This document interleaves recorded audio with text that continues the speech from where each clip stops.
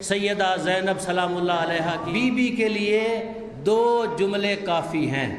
ایک be be نے خود فرمایا، ایک آپ کے اور میرے چوتھے امام نے فرمایا، کیا الحمدللہ امتی عالمۃ غیر معلمہ، اللہ کا شکر ہے کہ میری پھوپھی عالمہ غیر معلمہ ہے۔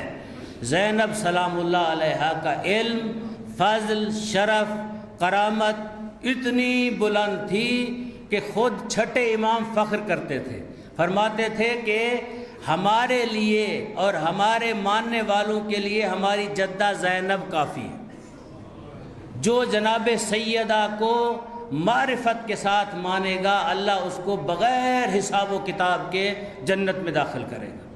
جناب سیدہ کو پڑھا کریں، جناب زینب سلام اللہ علیہا کو۔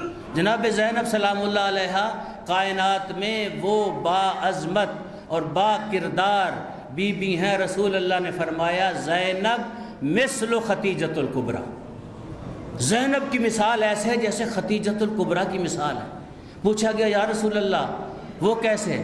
کہا جس طرح خدیجہ نے اپنا سارا مال راہ خدا میں خرچ کیا ہے، زینب بھی اسی طرح کرے گی۔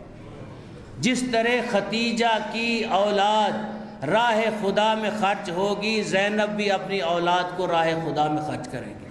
پھر مسکرائے، فرمانے لگے ایک درجہ میری بیٹی زینب کا خدیجہ سے بلند ہے۔ کہا کیسے؟ پوچھنے والے نے فرمانے لگے کہ خدیجہ نے راہ خدا میں اپنی عزیز ترین چیز کو قربان نہیں کیا، وہ ہے پردہ۔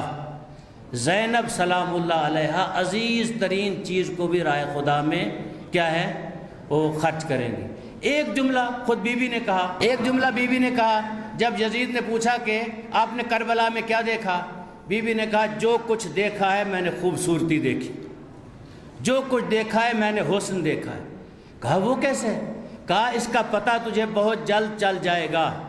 کربلا آج خوبصورتی کا نام ہے، کربلا آج حسن کا نام ہے، کربلا آج فتح کا نام ہے، شام کا وہ دربار آج شکست کا نام ہے۔ وہ آج دربار جو ہے وہاں لوگ جا کے درود نہیں پڑھتے، وہاں لوگ جا کے اپنے دل میں ان کی طرف جب دیکھتے ہیں نفرین سے دیکھتے ہیں اس دربار کو۔ اللہ تعالیٰ آپ سب کے مرحومین مرحومات کو جناب سیدہ زینب کے صدقے میں ان کے درجات بلند فرمائے۔ اعوذ باللہ من الشیطان الرجیم، بسم اللہ الرحمن الرحیم۔ اذا جاء نصر اللہ والفتح ورأیت الناس يدخلون فی دین اللہ افواجا فسبح بحمد ربک واستغفر انہ کان توابا۔